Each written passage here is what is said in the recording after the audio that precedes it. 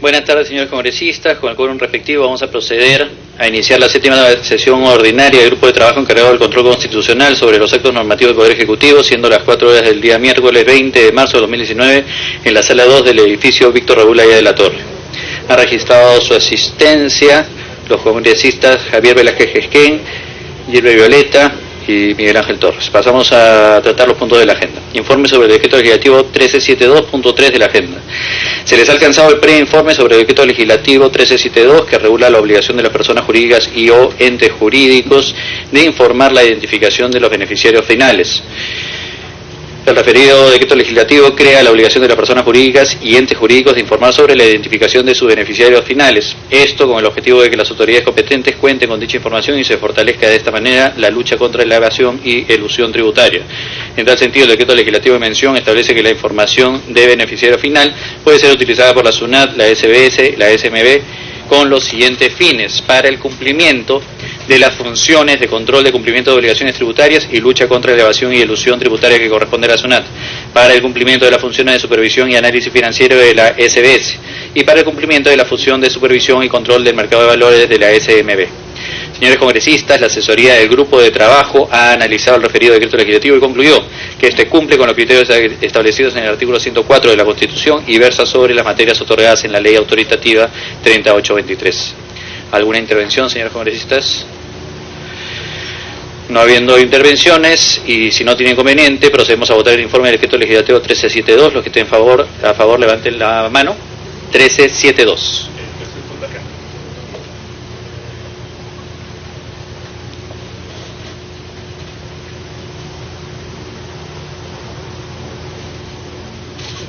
Sí. Los que estén a favor, si no hace levantar la mano. Ha sido aprobado por unanimidad. Punto 5 de la agenda. Sí. Punto 5 de la agenda. Informe sobre el decreto legislativo 1374 que establece el régimen sancionador por incumplimiento de las disposiciones de la ley 28736, ley para la protección de pueblos indígenas y originarios en situación de aislamiento y en situación de contacto inicial.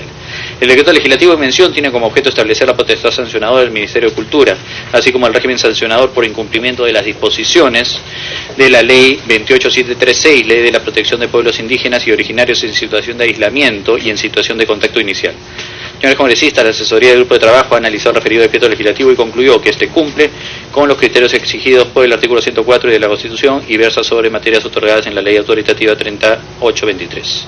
¿Alguna intervención, señores congresistas? Correcto. Muy bien, si no tienen inconveniente, procedemos a votar el informe del decreto legislativo 1374. Los que estén a favor, si van a levantar la mano. Ha sido aprobado por unanimidad. Punto número 6 de la agenda. Informe sobre el decreto legislativo 1375 que modifica diversos artículos de la ley 28044, Ley General de Educación sobre Educación Técnico-Productiva y dicta otras disposiciones. El decreto legislativo tiene como objeto modificar e incorporar diversos artículos en la ley 28044 a fin de elevar la empleabilidad y competitividad especialmente de los jóvenes. En tal sentido, el decreto dispone de lo siguiente: establece que la educación técnica productiva se organiza en los ciclos de auxiliar técnico y técnico, los mismos que no son sucesivos y se basan en un sistema de créditos académicos. Establece que la educación técnico-productiva tiene por finalidad proveer de competencias laborales que faciliten la inserción en el mercado de trabajo de los estudiantes y egresados, así como promover la continuidad de sus estudios.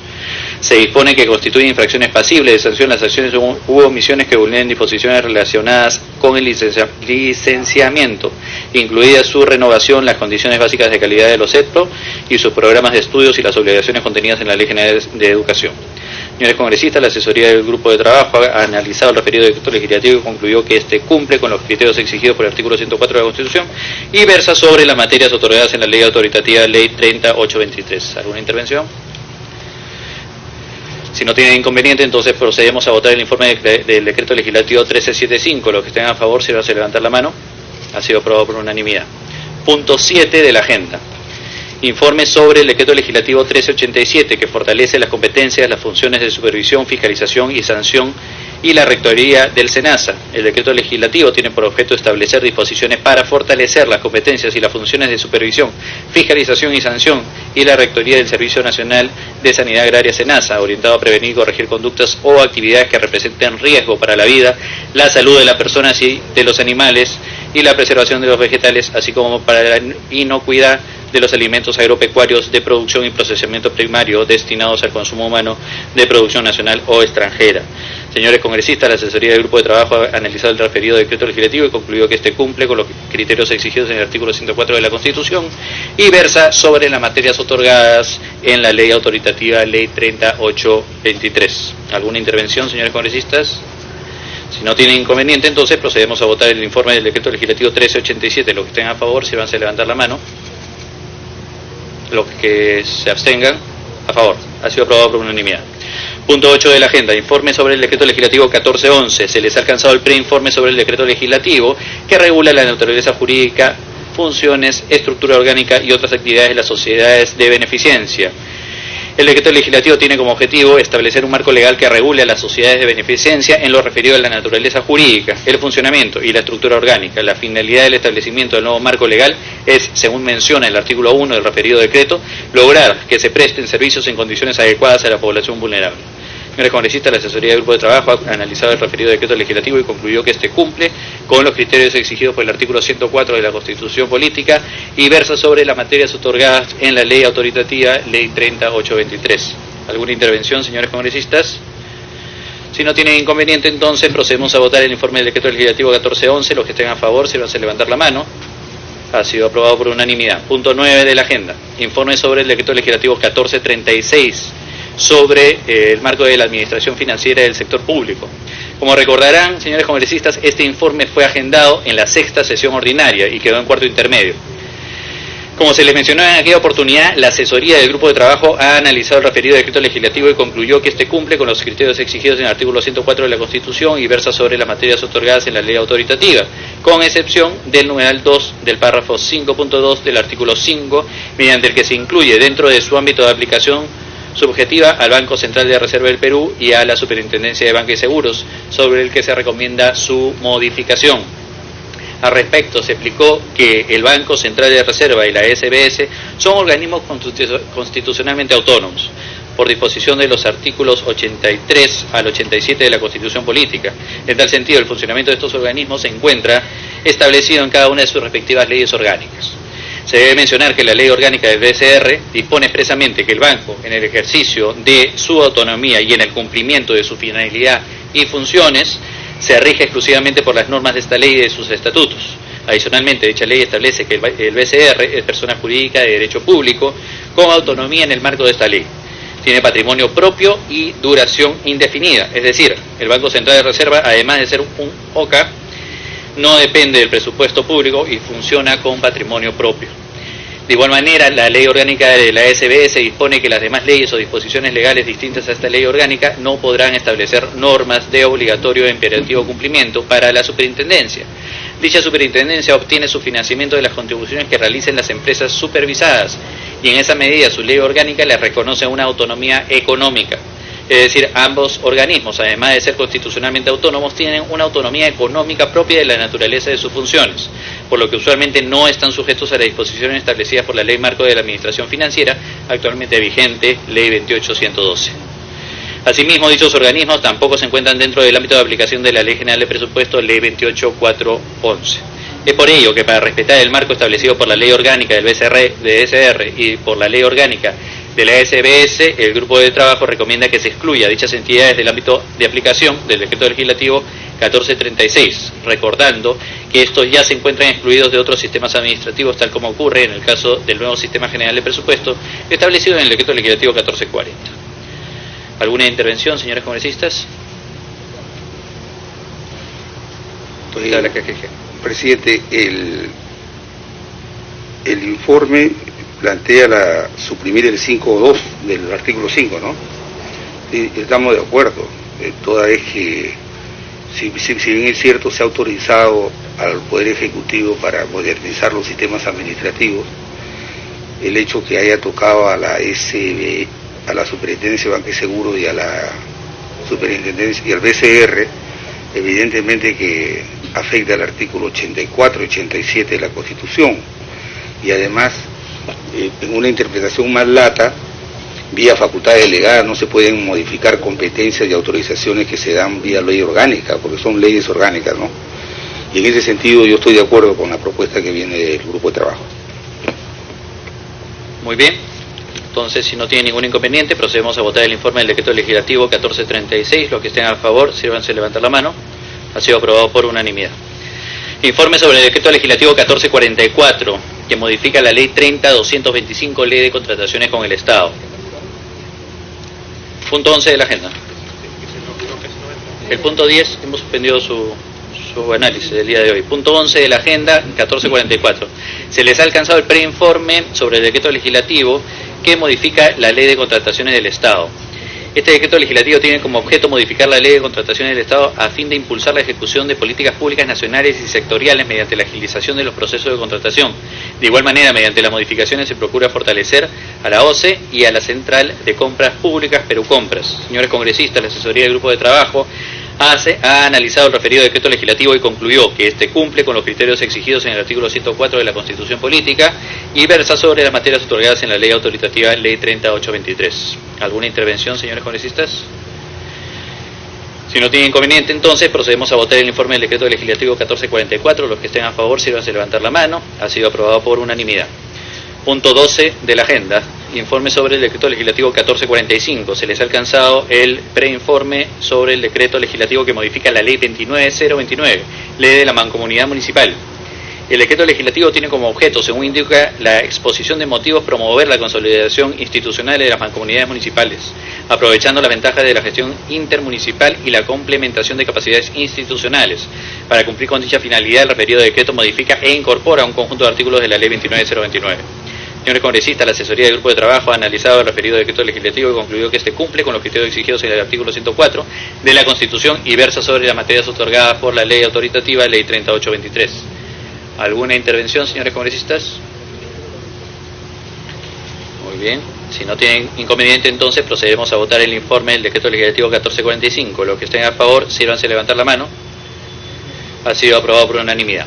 Punto 13 de la agenda, informe sobre el decreto legislativo 1447. Se les ha alcanzado el preinforme del decreto legislativo que modifica el 1211, que aprueba medidas para el fortalecimiento e implementación de servicios públicos integrados a través de las ventanillas únicas e intercambio de información entre entidades públicas.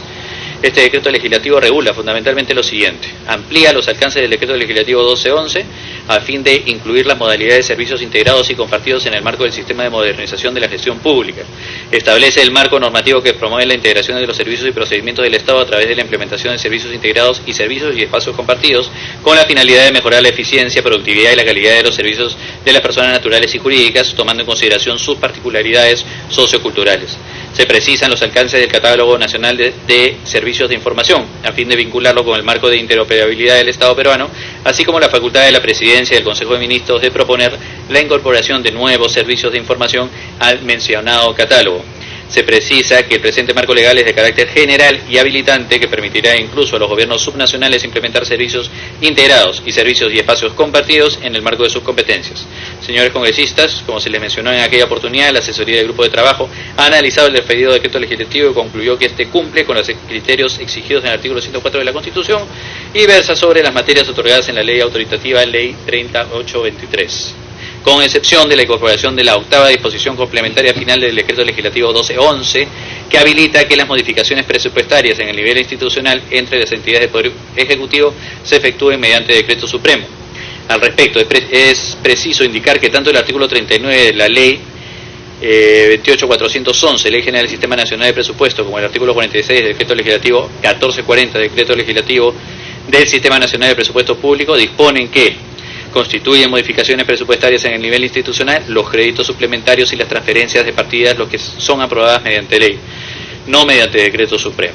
Ello es así porque el artículo 80 de la Constitución Política dispone que los créditos suplementarios, habilitaciones y transferencias ante el Congreso de la República, tal como la ley de presupuesto, es decir, se tramitan a través de una norma con rango de ley. Por tanto, si es que tenemos una disposición que establece que Asimismo, para la implementación de los servicios integrados y servicios y espacios compartidos, las entidades del Poder Ejecutivo se encuentran autorizadas a realizar modificaciones presupuestarias en el nivel institucional entre dichas entidades. Las más mencionadas modificaciones presupuestarias se aprueban mediante decreto supremo, dice, refrendado por el Ministerio de Economía y Finanzas y los ministros de los sectores correspondientes. Entonces queda claro que esto contraviene el marco constitucional vigente en lo relativo a la materia presupuestal. Por ello se recomienda su modificación. ¿Alguna intervención, señores congresistas? Entonces, si no tienen inconveniente, procederemos a votar el informe del decreto legislativo 1447. Los que estén a favor, sírvanse a levantar la mano. Ha sido aprobado por unanimidad. Punto 15 de la agenda, informe sobre el decreto legislativo 1452. Se les ha alcanzado el preinforme que modifica la ley 27444, ley de procedimiento administrativo general. El informe sobre este decreto legislativo también fue sometido a debate en la sexta sesión ordinaria y quedó en cuarto intermedio. Señores congresistas, como se mencionó en su oportunidad, la asesoría del grupo de trabajo ha analizado el referido decreto legislativo y concluyó que este cumple con los criterios exigidos por el artículo 104 de la Constitución y versa sobre las materias otorgadas en la ley autoritativa, la ley 30823, con excepción del artículo 2 en el extremo que modifica el artículo 20 de la ley de procedimiento administrativo general.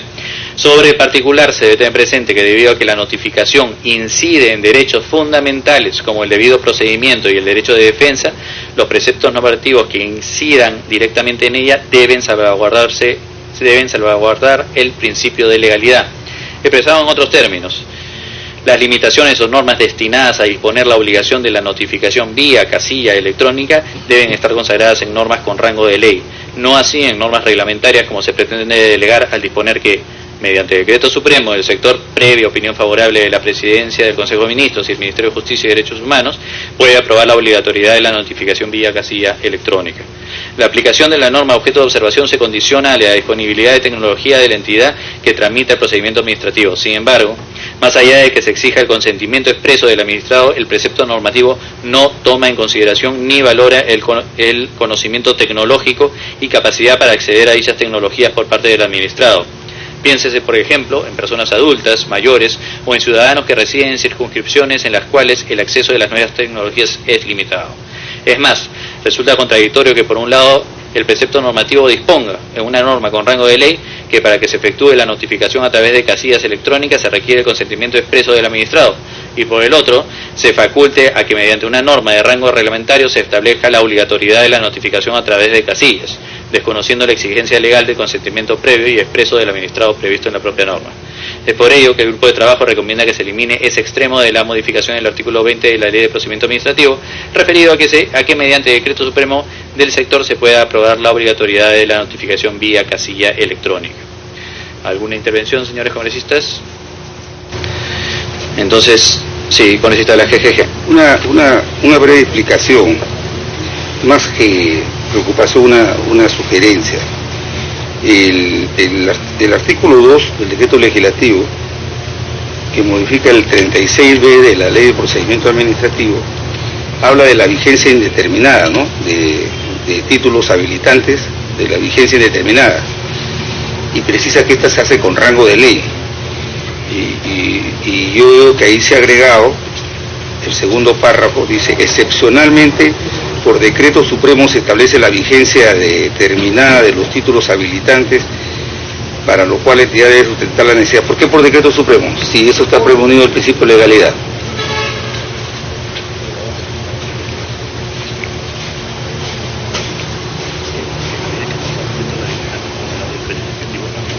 Claro, indeterminada, vigencia indeterminada. La exigencia del principio de legalidad en el sentido de que los títulos habilitantes es difícil. Por ejemplo, la regulación de los trámites de títulos habilitantes no necesariamente va a estar en la ley, puede estar dentro del procedimiento como no estamos hablando de una norma que restringe, sino que amplíe, porque es a favor de que ese extremo sí se lo ponga, digamos. Por eso te digo, ¿por qué la vigencia indeterminada de un título es cuando es a favor del usuario se hace por el principio de legalidad?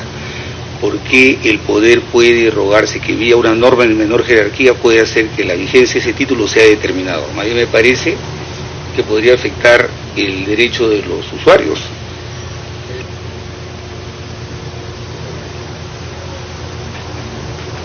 Vamos a invitar a uno de los asesores a que haga la explicación del detalle. Claro, poco la posición que nosotros teníamos era a nivel técnico, claro está, no la posición evidentemente del doctor, que es el que va a tomar la decisión ahora, es que la exigencia del principio de legalidad debería optimizarse en la medida en que estemos hablando de una norma que restrinja derechos.